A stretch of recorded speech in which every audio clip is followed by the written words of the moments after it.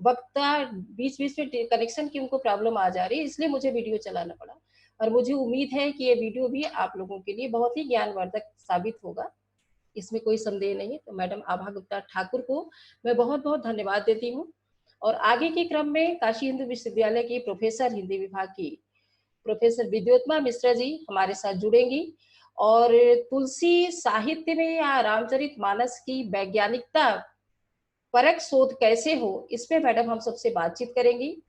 Madam ने 12 कहानी संग्रहों का संकलन किया है, बहुत सारी काव्य संग्रह का संकलन किया है। तुलसी पे, जायसी पे समीक्षात्मक पुस्तकें मैडम की हैं और बहुत सारे पत्र-पत्रिकाओं में आपका लेखन भी हुआ है। मैडम एक विदुषी महिला होने के साथ-साथ एक संत प्रवृत्ति की हैं। मैडम से मेरा निवेदन है, आप मेरे गुरु हैं, आपको प्रणाम करते हुए आपसे निवेदन करते हैं घातनी शक्ति छोड़ी जाती है और वे जो है बेसुध हो जाते हैं लक्ष्मण, और बेसुध होते हैं। तो यह शस्त्र का जो प्रयोग है, इसका प्रयोग गोस्वामी जी में बहुत ही विराट ढंग से, बड़े ही व्यापक ढंग से दिखाई देता है। और आप देखिए विज्ञान की दृष्टि से हम और देखें कि रावण के चारों ओर सीमा पर स्त्री जो है वो पहरेदारी का काम कर रही है, पहरेदारी का काम करती है, पहरेदारी का काम करती है। आज हम शत्रुओं का विमान कहाँ से आ रहा है, इसके लिए हमने कितनी रडार की व्यवस्था कर रखी है। यहाँ पर जाएगा कोई, उसको देखेगा तो पकड़ेगा, उस विमान को हम वहीं गिरा देते हैं।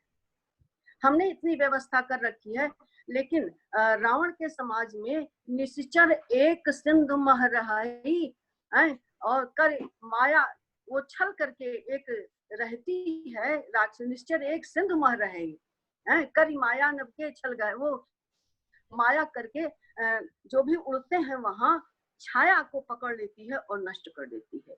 ये छाया को पकड़ना जो है ये कोई चमत्कार नहीं है। आज भी देखिए प्रेषी, संग्राही और निर्देशक, रडार में 3 बातें होती। प्रेषी, इसके माने कोई ऐसी सूक्ष्म साइंस रही होगी जो वहां भेजती है और जो ग्रहण करती है उससे टकराती, टकरा करके जो बैठा उसको निर्देशक को निर्देश देती है और वो विमान को गिरा देता है। गहे छां सक सो न उड़ाई, यही विद सदा, यही विद गगन चरखाई, सारे गगन के लोगों को वो खा जाती है।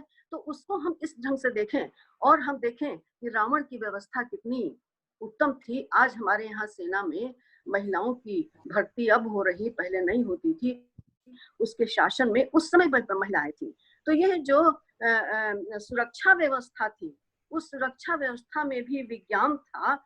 इसको हमें इस ढंग से देखना होगा। अगर हम इस ढंग से देखेंगे तब शोध की एक नई संभावनाएं बनेगी, नए ढंग से शस्त्र विज्ञान को देखेंगे। हमारे पास समय कम है और कुछ विज्ञान की और धाराओं को हमें समेटना है। हम देखें चिकित्सा विज्ञान, संजीवनी बूटी, संजीवनी बूटी आई तो वो ले आए और उठ बैठे लक्ष्मण हर्षाई। लक्ष्मण जो है वो उठ बैठते हैं, इतनी बड़ी शक्ति उसमें है।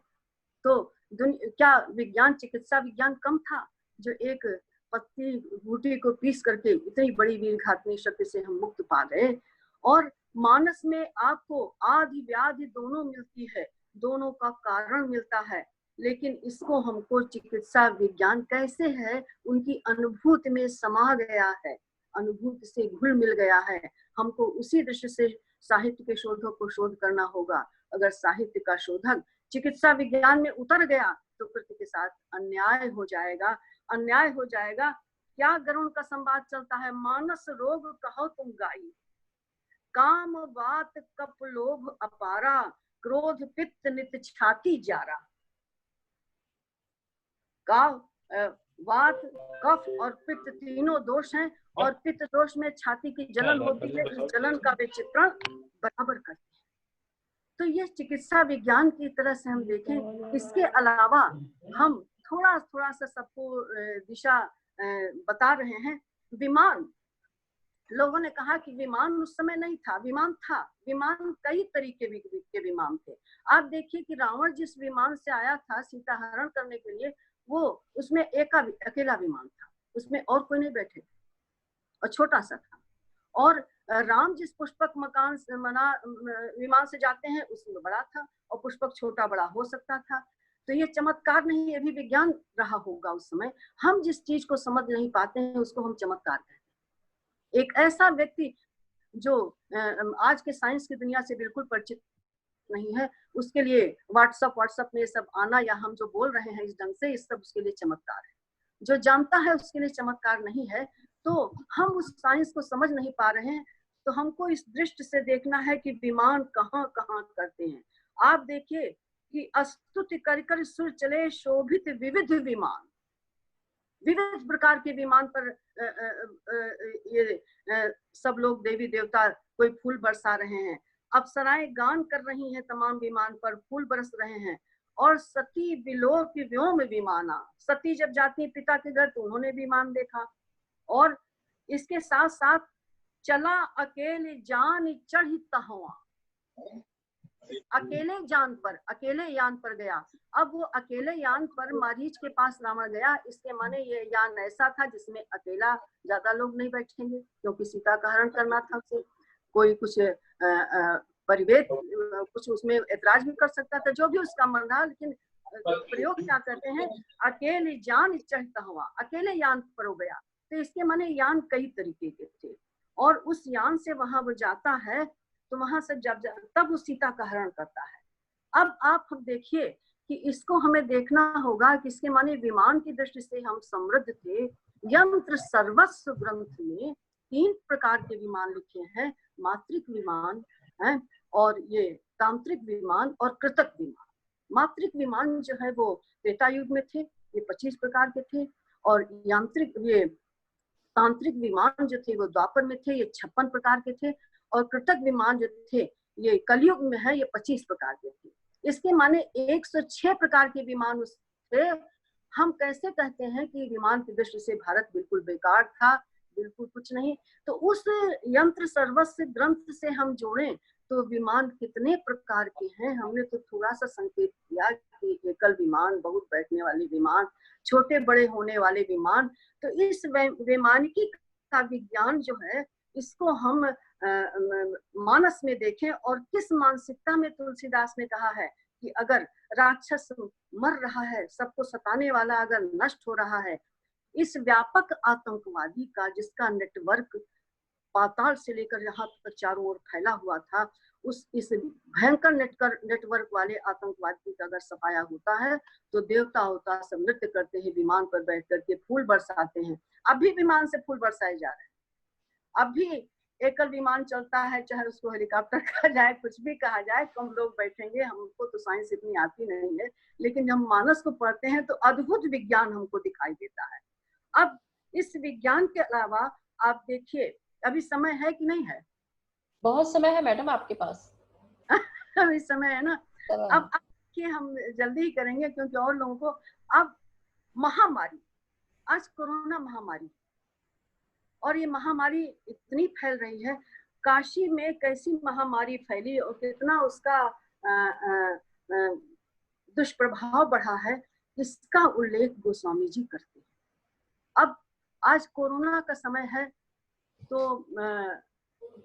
इसमें हम उसके कारण का अनुसंधान कर रहे हैं कि चीन की वजह से है, यहाँ से है, वहां से। गोस्वामी तुलसीदास उसमें कलयुग का कारण मानते। कलयुग भी है और रोष भी है देवी देवताओं का, और मीन की शनिचरी भी है। अब आप देख लीजिए कि उस समय की जो महामारी काशी में फैली, वो शंकर के शहर है। बड़ा मार्मिक चित्रण किया है उन्होंने कवितावली में। शंकर शहर है, शंकर शहर वारिचर नारजर, शंकर शहर सर, शंकर का जो शहर है सरोवर है, वारिचर नारी नर, और जितने नर नारी हैं वे जीव जंतु हैं जलचर हो गए। विकल सकल महामारी माजा मई है, और सब लोग बेचैन हैं, और ये महामारी माजा हो गई है। माजा जलचर का एक ऐसा संक्रमण वाला रोग होता है कि एक को अगर फैल गया तो दूसरे टच करते ही दूसरे सब फैल जाता है, और पूरे जलचर के लोग मर जाते हैं। कोरोना भी टच करने से फैल रहा है। हम सोशल डिस्टेंसिंग की बात करते हैं, लेकिन सोशल डिस्टेंसिंग की बात करते हैं, जलचर को कौन बताएगा सोशल डिस्टेंसिंग? अपने मन से कुछ भी करें। तो गोस्वामी तुलसीदास जी उसका चित्रण करते हैं और कह रहे हैं कि जलचर से वह थल में पहुंच रही है महामारी। जब जल से थल में पहुंची तो पूरे काशी महामारी फैल गई है। अब जल से थल में पहुंची, अब भी हम कह रहे हैं कि चमगादड़ से आया, यहाँ से आया, वहां से आया, कोई कह रहा कहाँ से आया, कोई कहाँ से आया, चाहे प्रयोगशाला से आया हो, कहाँ से आया हो, लेकिन पशु पक्षियों का भी नाम लिया जा रहा है। तो गोस्वामी जी कह रहे हैं कि भभरी भगात जल थल नीच मई, सब डर के मारे भाग रहे हैं और मृत्यु का एक तांडव दिखाई दे रहा है।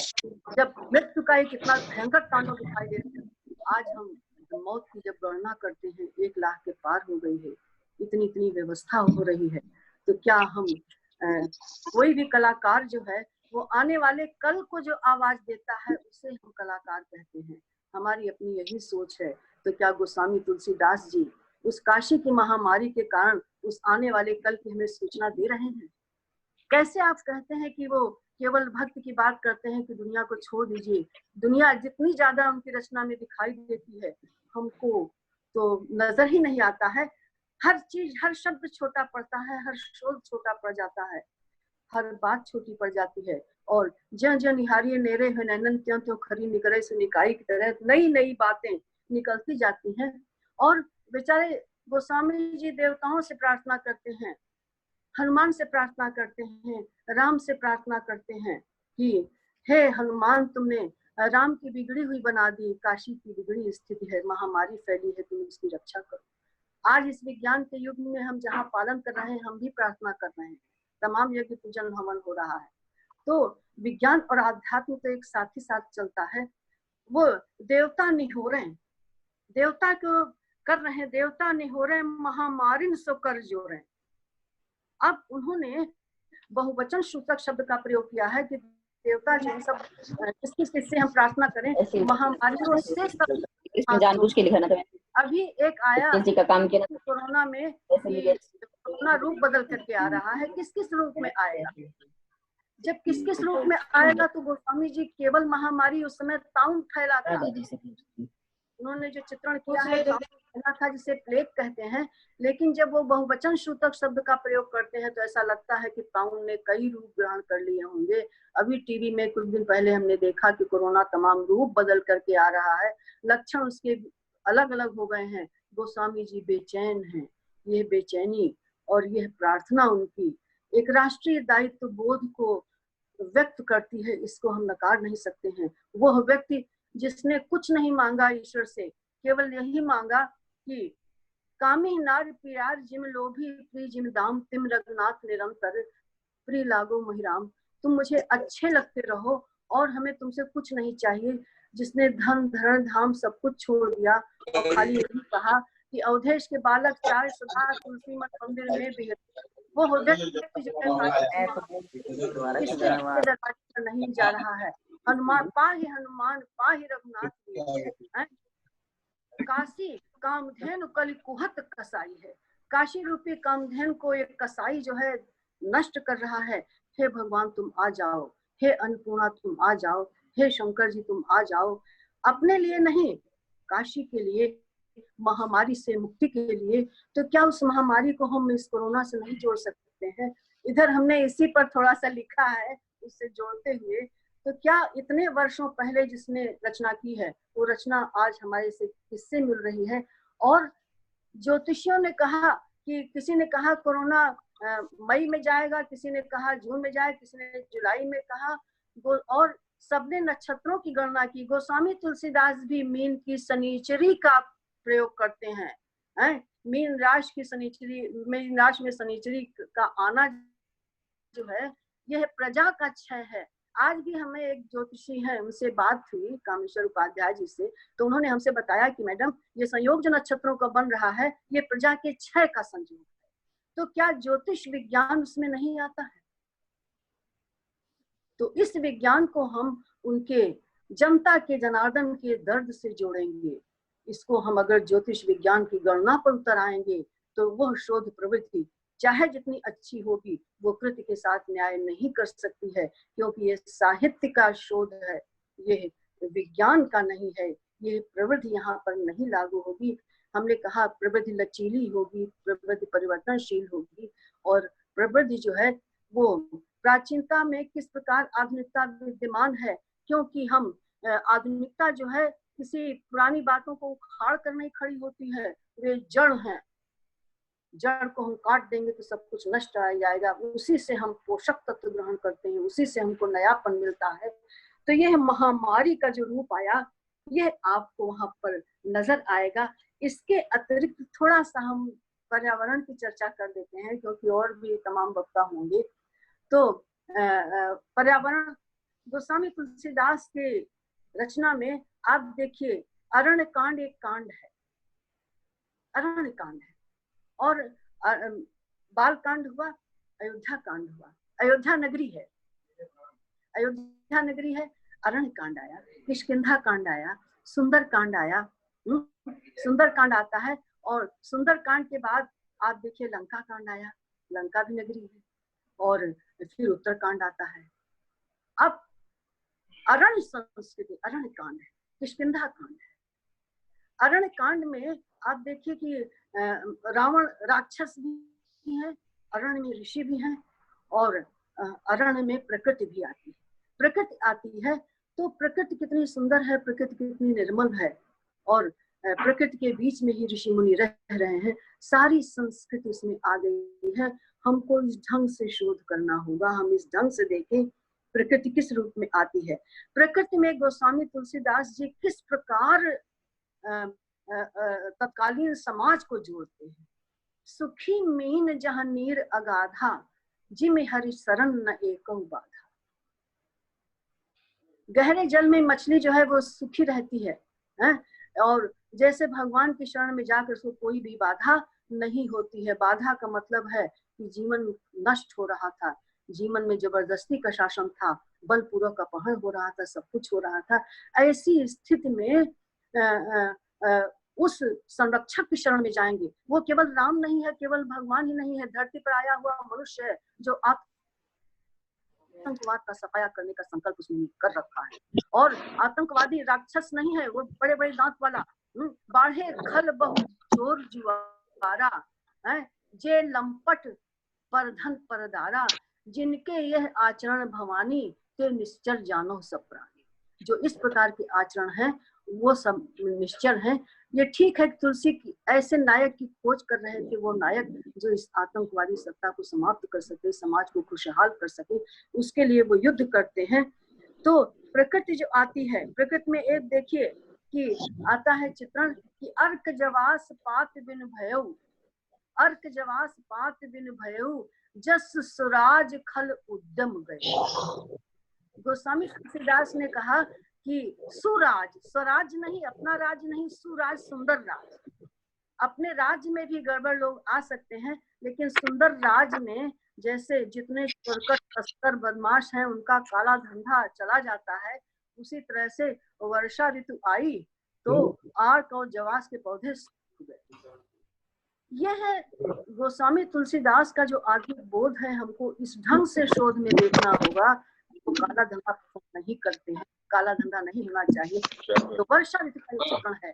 दादुर्धन चहु दिशा सुहाई, वेद पढ़े जन बट समुदायी।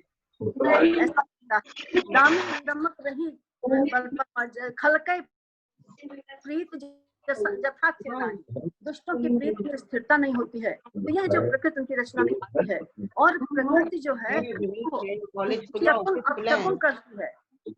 हमारे यहाँ देखिए अभी शकुन और अपशकुन का बड़ा महत्व है। प्रकृति की भाषा सब नहीं पढ़ सकते हैं। इस्लामी लहर जब आई थी तब सबको याद होगा कि इतने लोग नष्ट हो गए, लेकिन प्रकृति की भाषा को पढ़ने वाले जो लोग थे वे चुपचाप चले गए। उनके पास गए कि आप कैसे बचे, तो भाषा का तो ज्ञान, भाषा ऐसी थी नहीं कि समझ पाए। उन्होंने इशारे से बताया कि हमारे पूर्वजों ने ऐसा ऐसा बताया है कि जब सागर की लहर बहुत गहरी चली जाए तो उसका 100 गुना ऊपर आती है, इसलिए हम छोड़कर चले गए। तो प्रकृति की भाषा को ये प्रकृति हमारे पशु पक्षी पढ़ लेते हैं, इसीलिए जब भरत आते हैं तो असगुन होता है, और रावण जब युद्ध के लिए चलता है तो सगुन होता है। इसके माने प्रकृति हमारी धर्म को महत्व देती है, प्रकृति में संस्कृति है, वो संस्कृति की रक्षिका है प्रकृति। और यही कारण है कि सारे ऋषि मुनियों ने जो भी अनुसंधान किया वो प्रकृति पर ही किया है। आप देखिए एक चित्रण कि जहां जहां जाए देव रघुराया, तह तह मेघ करई नभ छाया। यह प्रयोग आया कि जहां जहां वन में राम जाते हैं, अगर धूप होती है तो मेघ छाया करते हैं। हमसे कई लोगों ने कहा कि तुलसीदास जी बकवास करते हैं, मेघ क्या जानेगा वो क्या छाया करेंगे, ठीक है बकवास करते हैं। लेकिन मेघ छाया अगर कर रहा है, हमने कहा कि आप उसको बकवास नहीं कर रहे हैं कि ज्यादा रावण जो है जब मेघ को आदेश देता है कि मैं अखाड़ा देख रहा हूँ, ऊपर तुम यहाँ बैठे रहना, अगर ये बकवास है तो वो भी तो बकवास है, उसको आपने क्यों नहीं कहा, इसको क्यों कह रहे हैं? इसलिए कि धर्म के साथ खड़ा हुआ है, वो अधर्म के साथ खड़ा हुआ है। यही आपकी पढ़ाई है, यही आपकी आधुनिकता है। तो चुप हो गए, कोई जवाब नहीं मिला। हम कहते हैं कि आप इसको भले ही चमत्कार देखिए, लेकिन चमत्कार के पीछे तो स्वामी तुलसीदास की वो मानसिकता है कि एक व्यक्ति है जो जबरदस्ती छाया करवा रहा है, और एक व्यक्ति इतना अच्छा है कि उसे लोग सब छाया करते चले जाते हैं। ये अपना अपना व्यक्तित्व होता है। गोस्वामी तुलसीदास इसका चित्रण करते हैं, और प्रकृति में जो हमारे पशु पक्षी हैं वे कितना एहसान मानते हैं, कितना कृतज्ञ होते हैं, हमको इस रूप में देखना होगा। हमसे कई लोगों ने कहा कि जटायु जो है, वो हमने कहा कि दशरथ का मित्र था जटायु, दशरथ का मित्र था तो सीता पुत्र वधू हुई, एक स्त्री के साथ अत्याचार वो नहीं देख सकता है, और उसने अपने कर्तव्य का पालन किया। आज भी पशु पक्षी जो हैं वो इस संबंधों का निर्वाह करने में उनका कोई जवाब नहीं। आप देखिए अपने घरों में जो आवारा कुत्ते हैं, जिनका कोई घर नहीं है, अगर आप एक और रोटी दे देते हैं तो उसका बदला वो चुका देते हैं कि पत्ता खटका नहीं तो अपने प्राण देने के लिए तैयार रहते हैं। जब ऐसी स्थिति है, आज भी है, चेतक का इतिहास किसी से छिपा नहीं है, कलयुग का चित्रण है। अगर जटायु ने प्राण दे दिए तो कौन बड़ी बात, चमत्कार हुआ। अगर जटायु ने दिया तो चेतक ने भी तो कलयुग में प्राण दिया। जटायु क्या कहता है, सीते पुत्र करस जन त्रासा, करिहो जात धान करनासा। ये सीता तुम दुखी मत हो, मैं राक्षस का विनाश कर दूंगा। और प्राणों का परित्याग करके वो सीता की रक्षा करता है, रक्षा करता है।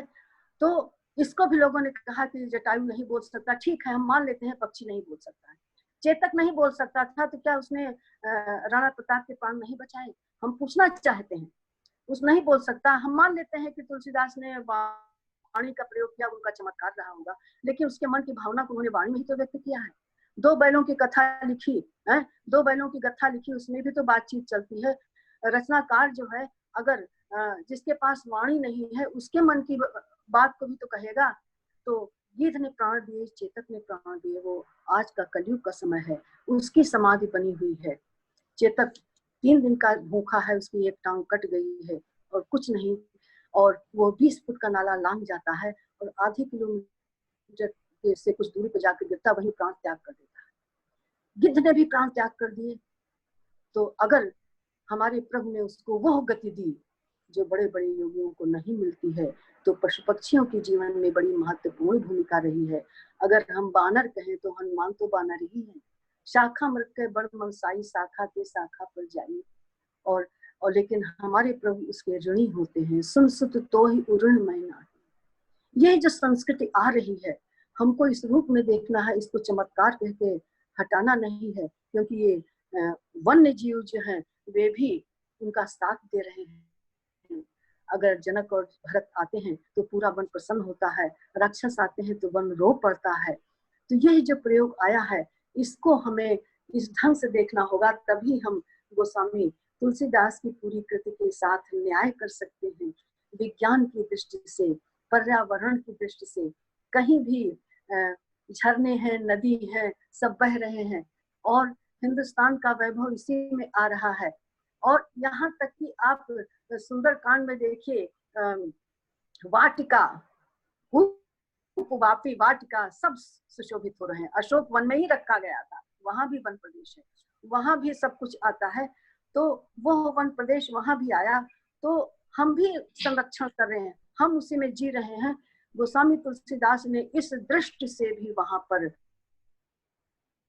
एक नया आयाम प्रस्तुत किया है। एक बिंदु अगर समय है तो हम बता देते हैं। और आज ये राजनीति, हाँ बंद करें, बताइए बताइए। आज देखिए लोकतंत्र का समय है। लोकतंत्र में लोग, उस समय राजतंत्र था लेकिन आज लोकतंत्र है।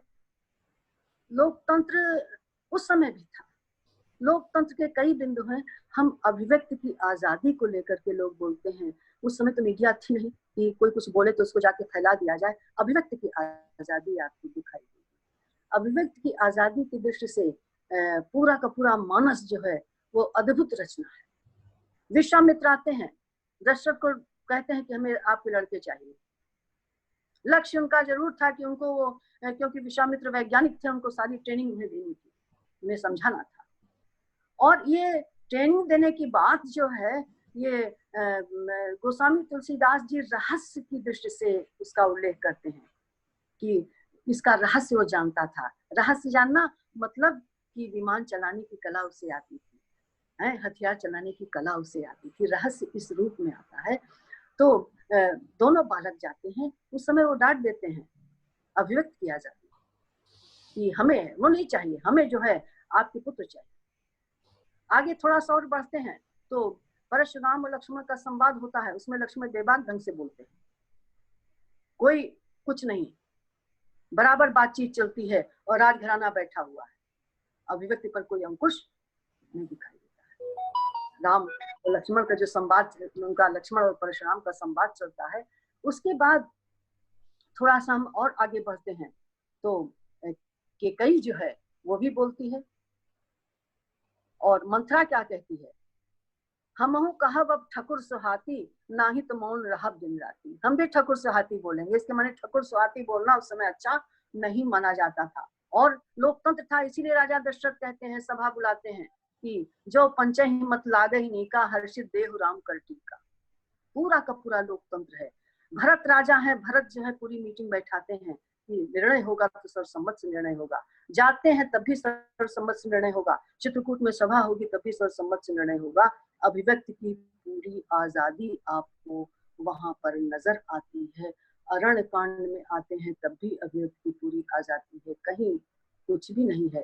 किष्किंधा कांड में भी अभिव्यक्ति की पूरी आजादी है। और आप सबसे बड़ा अभिव्यक्ति की आजादी का देखिए केवट का प्रसंग। लोकतंत्र है, नाव रखी है, राम नाव मांगते हैं, वो कहता हम नहीं लाएंगे। लोकतंत्र में अगर कोई आ जाए तो इस ढंग से तो नहीं बोलेगा। वो कहता है मांगी नाव न केवट आना, कहे तुम्हार मरम में जाना। मैं नहीं लाऊंगा नाव। एक जमाना था कि नावें खड़ी हो जाती थी और कुछ नहीं, और कहे तुम्हार मरम में जाना, जब तक पैर नहीं धो लूंगा नहीं धोऊंगा, उसकी शर्त है। और राजा के लड़के को उसकी शर्त माननी ही पड़ती है। हमसे लोगों ने कहा कि ये सामंती प्रवृत्ति है पैर छुआना। तुम जब छुआते हो, सबको पीछे दौड़ाते हो, तो क्या वो लोकतांत्रिक प्रवृत्ति रहती है? एक एक नंबर को लेकर लड़कों को दौड़ाते हो पीछे पीछे, एक एक अटेंडेंस के पीछे तुम खुराफात करते हो। 30 नंबर को लेकर के तुम कितना पीछे दौड़ाते हो। वो कहाँ का लोकतंत्र है? वो तो सामंतवाद से बदतर स्थिति है।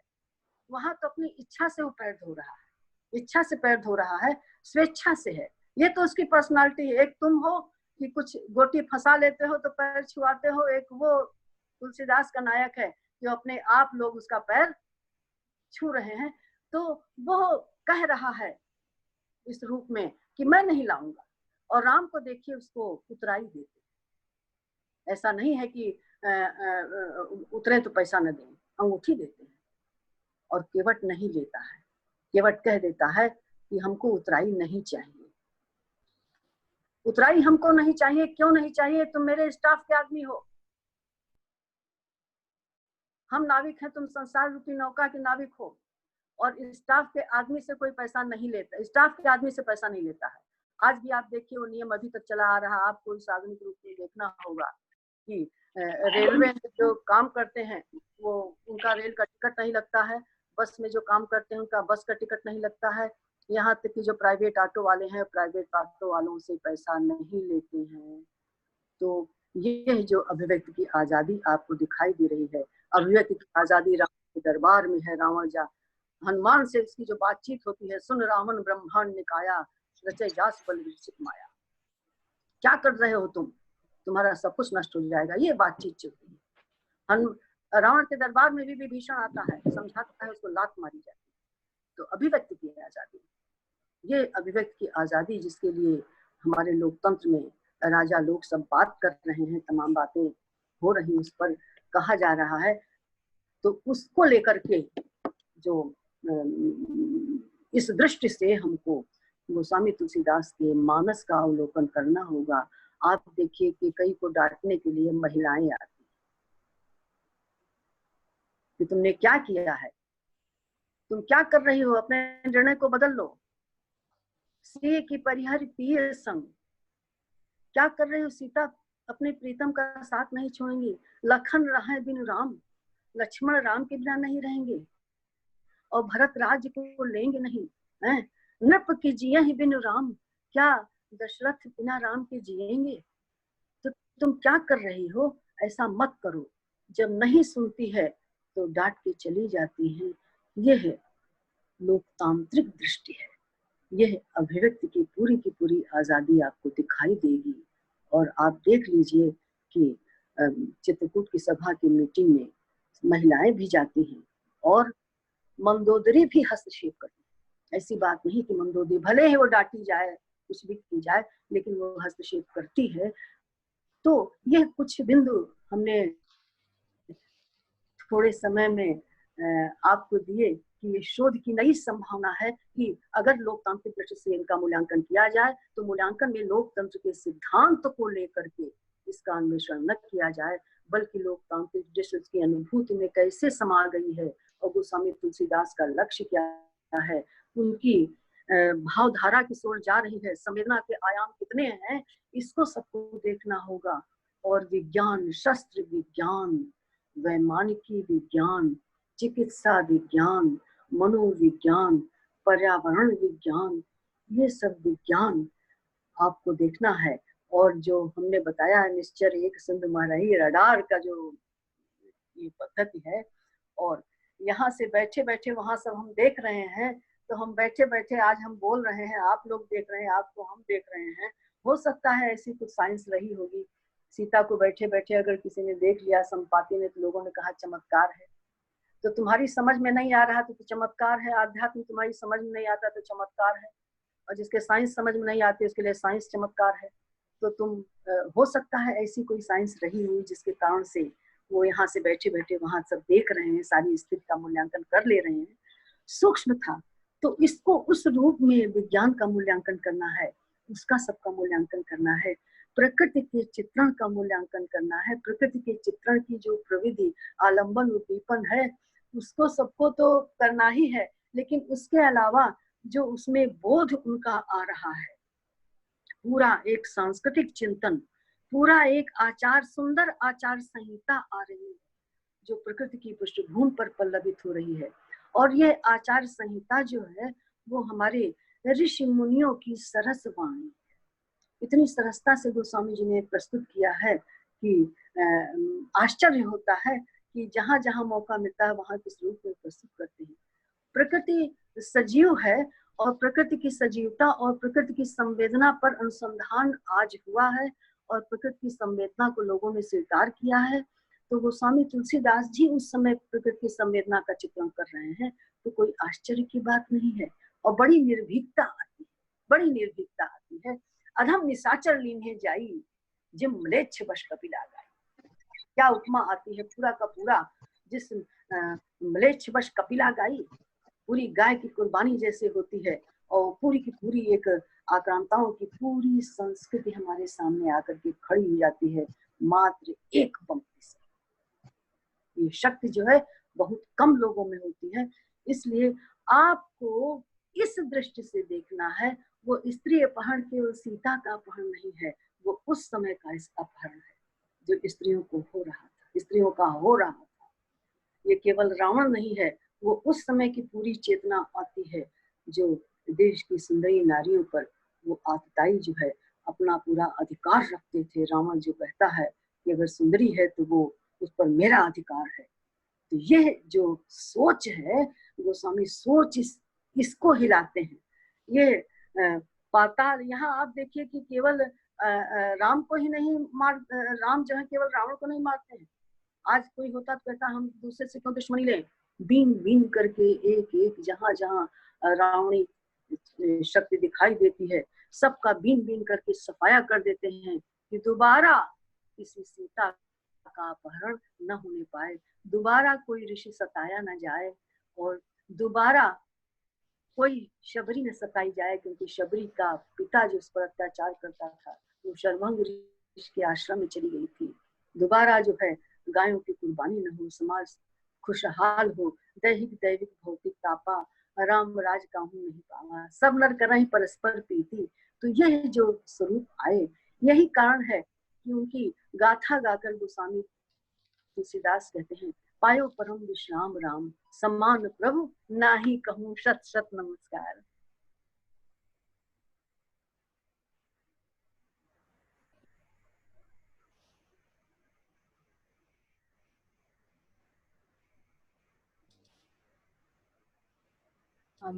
बहुत बहुत आभार मैडम का।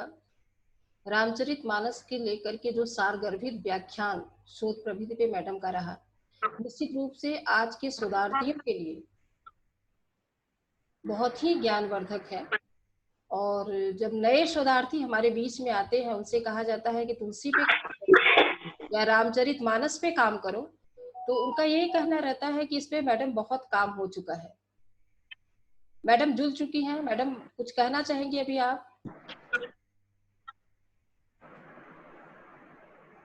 तो हाँ मैडम, अभी आपका व्याख्यान है। अच्छा, आप बोलिए, हमको लगा आप डिस्कनेक्ट। अभी बोलना है कुछ? आपका हो गया? इतना और भी बोलना है? बोलिए, अभी 10 मिनट समय है। 10 मिनट है अभी आपके पास।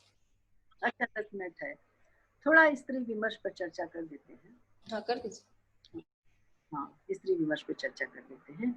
तो गोस्वामी तुलसीदास जी को लेकर के स्त्री विमर्श को लेकर काफी शोर शराबा होता रहा है कि वो स्त्री विरोधी उनकी दृष्टि है, ये है वो है। लेकिन आप शुरुआत में ही देखिए कि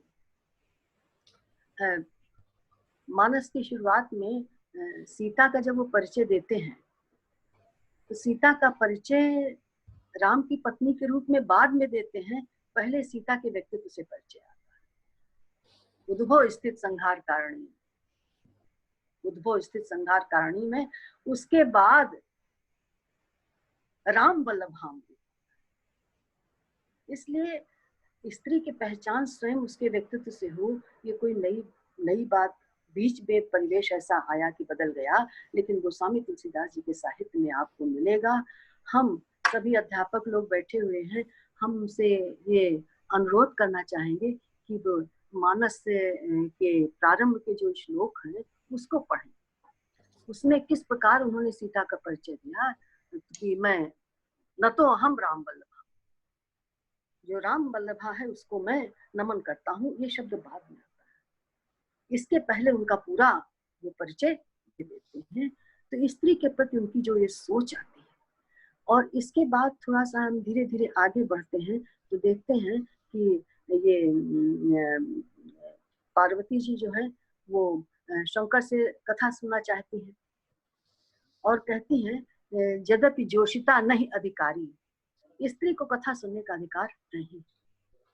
लेकिन गोस्वामी तुलसीदास के साहित्य में जो प्रगतिशीलता आपको दिखाई देगी मानस में कि स्त्री को अधिकार नहीं, ये तो मध्यकालीन सोच है कि स्त्री को अधिकार नहीं है। लेकिन ये जो है शंकर जो है वो कथा सुनाते हैं पार्वती। इस दृष्टि से हम देखें कि स्त्री के प्रति उनकी जो सोच है वो हो काफी प्रगतिशील आपको दिखाई देगी। इसके बाद राजा जनक का जब विवाह होता है, विवाह में हमारे यहाँ बहुत कुल गोत्र का विचार किया जाता है।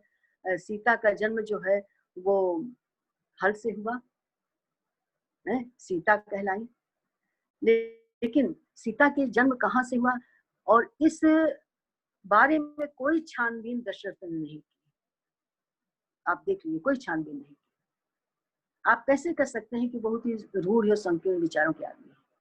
जब विवाह होता है तो विवाह में दशरथ ने कोई छानबीन नहीं की कि ये आपकी सगी पुत्री है कि कहाँ से आई है, क्या कैसा है, कुछ भी नहीं। राम और सीता का विवाह वहां पर हो जाता है। तो ये जो सोच उनकी आई है, इस दृष्टि से वे काफी हमको प्रगतिशील दिखते हैं। और आप जायसी की पुस्तक आपने पढ़ा होगा कि लड़कियां क्या कहती हैं कि ये नैहर रहना दिनचर्या है, रानी मन देख बिचारी ये नैहर रहना दिनचारी। और दारुण सास ननद बोलत जीव लेही, दारुण ससुर न आवन दे। कि सास ननद बोलते हुए हमारे प्राण ले लेंगी और जो ससुर है वो हमको आने नहीं देगा। लेकिन गोस्वामी तुलसीदास के साहित्य रामचरितमानस में ससुर क्या कहता है? कौशल्या को बुलाते हैं, क्या कहते हैं? बधू लड़किनी पर घरते आई, राख्यो नयन पलक की नाई। कौशल्या को समझाते हैं अकेले में बुलाकर कि देखो वधुएं हैं, लड़कियां हैं और दूसरे के घर से आई हैं, इनको तुम नेत्रों के पलक की तरह रखना। आप वो सोच देखिए और यह देखिए, ये तुलसी की सृष्टि है। तुलसी की सृष्टि है जहाँ कन्याओं को ससुराल में दशरथ जो है इस प्रकार से इतना महत्व प्रदान करते हैं। तो हम देखेंगे तो हम नहीं कह सकते हैं कि गोस्वामी तुलसीदास की स्त्री के प्रति वही एक ऐसे पहले व्यक्ति है कि स्त्री विमर्श की शुरुआत तो हमको वहीं से नजर आती है जब वो कहते हैं कि कत विधि सृजी नारी जगमाही पराधीन सपने सुख। कि नारी का सृजन क्यों किया गया कि उसको पराधीनता, स्वप्न में भी सुख नहीं है, उसको जीवन भर पराधीन रहना पड़ता है। नारी की पराधीनता से गोस्वामी तुलसीदास अत्यधिक प्रभावित है। आगे थोड़ा सा बढ़ते हैं तो आप देखिए केकई है। केकई तो काफी पढ़ी लिखी, बड़ी ही तार्किक थी। केकई का व्यक्तित्व आता है और उसके वरदान का व्यक्तित्व आता है। भले ही वो हो जाए लेकिन इसके अयोध्या उजड़ गई, सब कुछ हुआ, लेकिन वरदान तो उसने ले ही लिया। इसके बाद हम और आगे बढ़ते हैं, अरण्य कांड में आते हैं।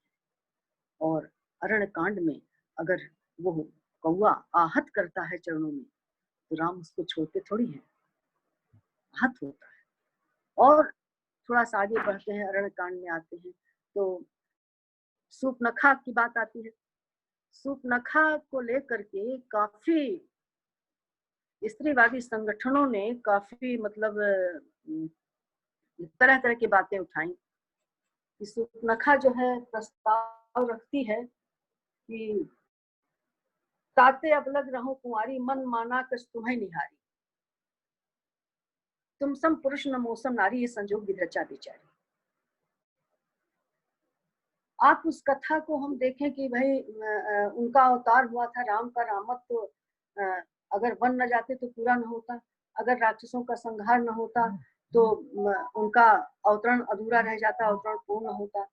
वो माध्यम सब कुछ बनी। लेकिन अगर हम उसको आधुनिक दृष्टि से देखें तो सूपनखा जो है जब प्रस्ताव रखती है, राम नहीं स्वीकार करते हैं तो वो जबरदस्ती वो सीता को नष्ट करना चाहती। हमसे कई लोगों ने कहा कि वो सीता जो है, वो राम जो है उनके नायक है, वो झूठ बोलते हैं कि मेरा भाई जो है वो कुंवारा है, उसके पास चलिए, वो विवाहित था। तो झूठ तो सूपनखा भी बोलती है, वो भी विवाहित थी, वो भी विवाहित थी, विधवा थी। उसके आदमी को राजनीतिक विवाह हुआ था, रावण मेघनाथ ने मिलकर मार डाला था और कहा जाता है उसके एक बच्चा भी था। तो झूठ तो उसने भी बोला, उसको उस पर आप सवाल नहीं खड़ा कर रहे हैं। तो अगर आप स्त्री पुरुष अगर कोई प्रस्ताव रखता है, स्त्री नहीं राजी होती है, तो पुरुष अगर जबरदस्ती करता है तो वो दंड का अधिकारी है। तो अगर स्त्री प्रस्ताव कर रही है, अगर पुरुष नहीं राजी है और वो जबरदस्ती कर रही है तो भी दंड की अधिकारिणी है। आप समानता की बात करते हैं तो समानता की बात यहाँ भी आनी चाहिए। तो अगर उसको कोई इस तरह से आहत तो नहीं किया गया, उसको नाक प्रतीक बनती है, उसकी प्रतिष्ठा को धूमिल किया गया, तो यह जो रूप आता है स्त्री के संबंध में। और सबसे बड़ी बात आती है जो एक पंक्ति को लेकर के बखेड़ा खड़ा हुआ है कि ढोल गंवार शूद्र पशनारी सकल ताड़ना की अधिकारी, ढोल गंवार शूद्र पशनारी सकल ताड़ना की अधिकारी। ये कहता कौन है? ये सागर कह रहा है। विनय न मानत जलत जड़ गए 3 दिन बीत, बोले राम सकोप तब भय बिन होए न प्रीत। जब वो जड़ जो है वो सागर कह रहा है, जड़ सागर कह रहा है कि ढोल गमार शूद पशनारी सकल ताड़ना की अधिकारी। ताड़ना का अर्थ यहाँ पीटने से मतलब नहीं है। ताड़ना, माँ अपने बच्चे को पीटती है और माँ जब गुरुकुल में ले जाती है माता पिता, तो कहते हैं कि अब हमने इसको सौंप दिया है, आप चाहे इसको मारिए चाहे पीटिए। गढ़ी गढ़ी काढ़े खोट, जब गढ़ गढ़ के खोट निकालता है बर्तन बनाने वाला, तो उसमें हल्का हल्का प्रहार करता है, वो निर्माण के लिए प्रहार करता है। तो इसलिए वो कह रहा है कि ताड़ने का अर्थ ये अर्थ है। और ताड़ने का अर्थ है कि ताड़ लेना, समझ जाना, आप समझ जाइए। कहते नहीं कि बहुत ताड़ने वाले आदमी हैं, और आत्मीयता से उसने अधिकार दिया है कि आपको मुझे गढ़ने के लिए आपको पूरा अधिकार मुझे मिला है। और इसके अलावा ताड़ लेने का अर्थ तार देना भी है, उद्धार करना। ढोल गमार, 2 बातें आई। ढोल, ढोल बकरी के खाल की बनती है, उसको कोई नहीं छूते हैं, उसको पीटा थोड़ी जाता है, उसको इतने अच्छे ढंग से बताया जाता है कि मंगलकारी हो जाती है। इसलिए जो अमंगलकारी है उसको तुम अमंगलकारी, जो अमंगलकारी है उसको तुम अमंगलकारी करने वाले हो, हम उसको मंगलकारी। बिना ढोल के कोई काम नहीं होता है। गमार जो है, गमार को संस्कार देने का अधिकार है। आप देखिए, अशिक्षित को आप शिक्षित कर सकते हैं, सुशिक्षित कर सकते हैं, लेकिन कुशिक्षित को सुशिक्षित करना बहुत कठिन काम। अशिक्षित जो है तो गंवार है। शूद्र का अर्थ यहाँ जात से नहीं लिया जाएगा, जात से नहीं लिया जाएगा। यहाँ कुछ विशेष आचरण से, जिसमें अहंकार है, काम क्रोध है, अधिक है, उसको लिया जाएगा। शूद्र ढोल गंवार शूद्र पशु नारी, पशु है, पशु को भी संस्कृत करने का अधिकार है। नारी जो है, नारी जो है वो इतना उसको हाशिए पर रखा गया कि अपने को जड़ समझने लगी है। उसकी जड़ता को तोड़ करके उसको अपनी अस्मिता में जीने का अधिकार मिले, ये सारा सब कुछ मैं आपको दे रहा हूँ। तो ढोल गंवार शूद्र पशनारी, आप इसकी जड़ता को समझिए, ताड़ लीजिए और गढ़ गढ़ करके इसका निर्माण करिए और सबका उद्धार कर दीजिए। अर्थात जड़ जो है उसको उसकी चेतना का संस्कार, उसको उसमें चेतना को जगाइए। जो गंवार है उसको सुसंस्कृत करिए। जो अमंगलकारी है, अछूत है, बकरी खाल वैसे नहीं छुएंगे, लेकिन जब ढोल बजाते हैं तब उसका तिलक होता है, सब कुछ होता है, तो उसे मंगलकारी बनाइए। सकल ताड़ना, इसलिए इस संदर्भ में उन्होंने कहा है, इसका मतलब ये नहीं आता है।